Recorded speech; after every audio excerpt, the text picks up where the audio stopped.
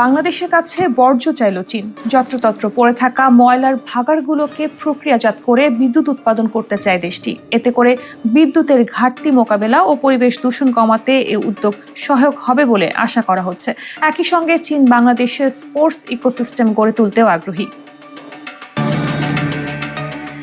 গত বুধবার অন্তর্বর্তীকালীন সরকারের উপদেষ্টা আসিফ মাহমুদের সঙ্গে সাক্ষাৎকালে ঢাকায় নিযুক্ত চীনের রাষ্ট্রদূত ইয়াও ওয়েন এ আগ্রহের কথা জানান। তিনি বলেন, সিটি কর্পোরেশনের এলাকায় বর্জ্য ব্যবস্থাপনা নিয়ে চীন আগ্রহী। একে একে সব সিটি কর্পোরেশনে যেন বর্জ্য ব্যবস্থাপনার মাধ্যমে বিদ্যুৎ উৎপাদন করা যায় সেদিকে লক্ষ্য রেখে প্রকল্প হাতে নেবে চীন।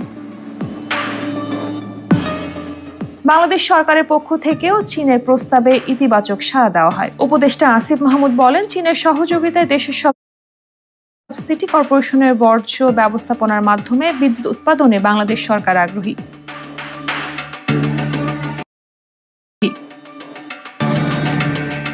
বাংলাদেশের কাছে বর্জ্য চাইল চীন। যত্রতত্র পড়ে থাকা ময়লার ভাগাড়গুলোকে প্রক্রিয়াজাত করে বিদ্যুৎ উৎপাদন করতে চায় দেশটি। এতে করে বিদ্যুতের ঘাটতি মোকাবেলা ও পরিবেশ দূষণ কমাতে এ উদ্যোগ সহায়ক হবে বলে আশা করা হচ্ছে। একই সঙ্গে চীন বাংলাদেশের স্পোর্টস ইকোসিস্টেম গড়ে তুলতেও আগ্রহী।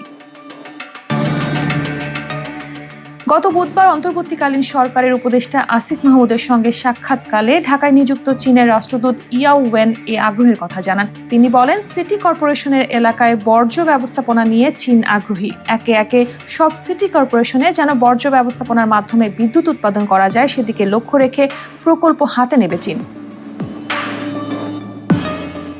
বাংলাদেশ সরকারের পক্ষ থেকেও চীনের প্রস্তাবে ইতিবাচক সাড়া দেওয়া হয়। উপদেষ্টা আসিফ মাহমুদ বলেন, চীনের সহযোগিতায় দেশের সব সিটি কর্পোরেশনের বর্জ্য ব্যবস্থাপনার মাধ্যমে বিদ্যুৎ উৎপাদনে বাংলাদেশ সরকার আগ্রহী।